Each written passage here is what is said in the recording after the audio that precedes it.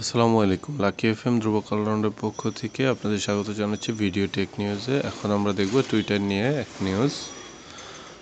টুইটারে খুব recently Android এবং আইওএস ইউজারদের জন্য হু টু ফলো অপশন যোগ হয়েছে।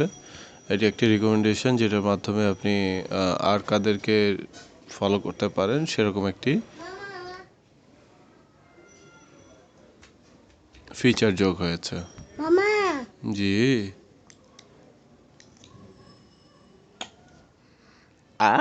Posa.